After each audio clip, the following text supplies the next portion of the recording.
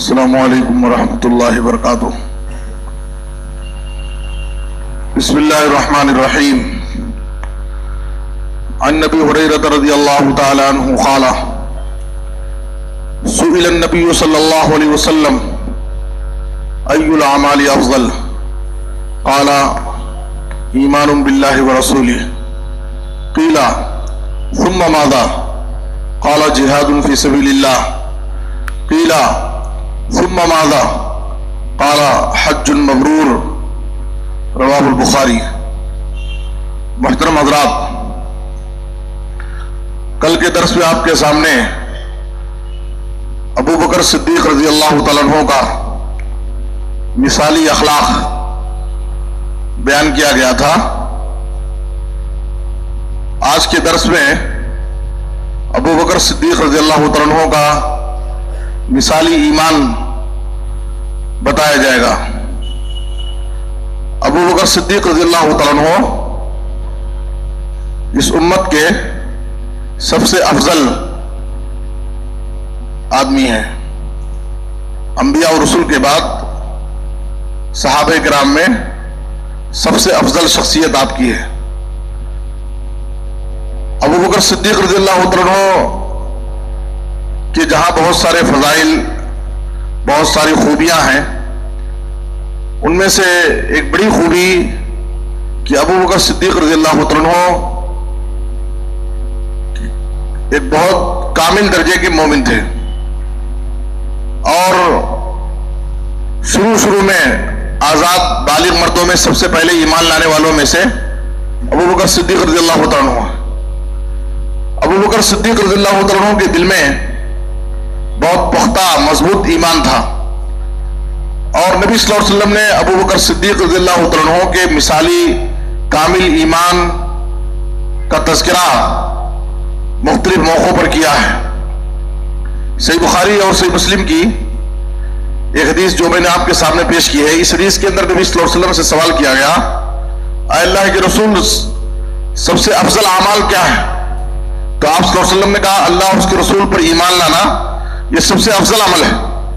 پھر پوچھا گیا کہ اس کے بعد ایمان باللہ کے بعد سب سے افضل عمل کون سا ہے؟ تو کہا اللہ کی راہ میں جہاد کرنا۔ پھر کہا گیا کہ اس کے بعد افضل عمل کون سا ہے؟ تو کہا حج مبرور، مقبول حج، ایسا حج جو اللہ رب العالمین کے نزدیک مقبول ہو جائے۔ تو اعمال میں سب سے افضل عمل اللہ اس کے رسول پر ایمان ہے۔ تو جس شخص کا ایمان جتنا زیادہ مضبوط اور قوی ہوگا وہ لوگوں میں اتنا ہی افضل مانا جائے گا۔ ابو بکر صدیق رضی اللہ عنہ اس امت کے سب سے افضل آدمی ہیں، اس لیے کہ ان کے پاس سب سے مضبوط ایمان تھا۔ صحیح بخاری اور مسلم کی ایک حدیث میں ہے، آپ صلی اللہ علیہ وسلم نے کہا ایک شخص اپنی گائے لے جا رہا تھا، راستے میں جاتے ہوئے وہ گائے پر سوار ہو گیا، تو گائے اس کی طرف مڑ کر متوجہ ہوتی ہے اور اس سے بات کرتی ہے، انی لم اخلق لہذا ولکنی خلقت للحرث، میں اس کام کے لیے نہیں پیدا کی گئی ہوں، میں تو کھیتی کے لیے پیدا کی گئی ہوں۔ تو لوگوں نے جب سنا کہ گائے بات کر رہی ہے تو لوگ تعجب میں پڑ گئے اور گھبرا گئے، پریشان ہو گئے، اور کہا سبحان اللہ بقرۃ تکلم، ایک گائے بات کر رہی ہے۔ تو آپ صلی اللہ علیہ وسلم نے جب ان کے تعجب کو دیکھا کہ لوگ تعجب کر رہے ہیں کہ ایک گائے بات کر رہی ہے خلاف عادت، تو اس وقت نبی صلی اللہ علیہ وسلم نے کہا فإنی أؤمن بذلک وأبو بکر وعمر، تمہیں اس پر تعجب ہے لیکن اللہ رب العالمین کی اس قدرت پر میں ایمان رکھتا ہوں اور ابو بکر و عمر ایمان رکھتے ہیں۔ اس وقت نبی صلی اللہ علیہ وسلم نے اپنے ایمان کے ساتھ ابو بکر صدیق رضی اللہ عنہ اور عمر فاروق رضی اللہ عنہ کے ایمان کا تذکرہ کیا۔ تمہیں اس بات پر تعجب ہے کہ ایک گائے کیسے بات کر سکتی ہے، لیکن مجھے اللہ کی اس قدرت پر ایمان ہے اور اللہ کی اس قدرت پر ابو بکر و عمر بھی ایمان رکھتے ہیں۔ اسی قسم کا واقعہ اسی حدیث میں آگے ہے کہ ایک چرواہا اپنی بکریوں کو چرا رہا تھا، अचानक एक भेड़िया आया, भेड़िए ने बकरियों पर हमला किया। ये सही बुखारी और सही मुस्लिम की हदीस है। भेड़िए ने बकरियों पर हमला किया और बकरियों में से एक बकरी को उठा लिया। बकरियों का चरवाहा उसका ताक़ुब किया, उसके पीछे दौड़ा और किसी तरह से भेड़िए से उस बकरी को छुड़ा लाया। तो जब छुड़ाने में कामयाब हो गया वो चरवाहा, तो भेड़िया उसकी तरफ मुतवज्जे हुआ और मुतवज्जे होकर के भेड़िया बात कर रहा था, मल्लाह यौम अस्समऊ, उस दिन का क्या हाल होगा जिस दिन कोई बकरियों का चरवाहा नहीं होगा और बकरियों को हमसे कौन बचा पाएगा। उसका इशारा कुर्बे क़यामत की तरफ था, यानी क़यामत के करीब ये जमीन इंसानों से खाली हो जाएगी और जमीन पर जानवर चौपाए दरिंदे रहेंगे। तो उसका इशारा भेड़िए का उस बात की तरफ था कि उस वक्त कोई चरवाहा नहीं होगा, तो उस वक्त बकरियों को हमसे कौन बचा पाएगा। तो उस वक्त भी जब लोगों ने देखा कि एक भेड़िया बात कर रहा है तो लोगों ने ताज्जुब से सुभान अल्लाह कहा। तो फिर नबी सल्लल्लाहु अलैहि वसल्लम ने उस मौके पर भी आप सल्लल्लाहु अलैहि वसल्लम ने कहा, फ़इन्नी उमिनु बिज़ालिका व अबू बकर व उमर, अल्लाह की इस कुदरत पर कि एक भेड़िया एक गाय बात कर सकती है, अल्लाह रब्बुल आलमीन उसको क़ुव्वत गोयाई दे सकता है, और अल्लाह की इस कुदरत पर मुझे ईमान है और अबू बकर और उमर भी ईमान रखते हैं। तो आप सल्लल्लाहु अलैहि वसल्लम ने वहां पर भी अबू बकर सिद्दीक रज़ियल्लाहु अन्हु और उमर फारूक रज़ियल्लाहु अन्हु के ईमान का तज़किरा किया और अपने ईमान के साथ इनके ईमान को मिलाया। तो अबू बकर सिद्दीक रज़ियल्लाहु अन्हु के पास बहुत पुख्ता ईमान था।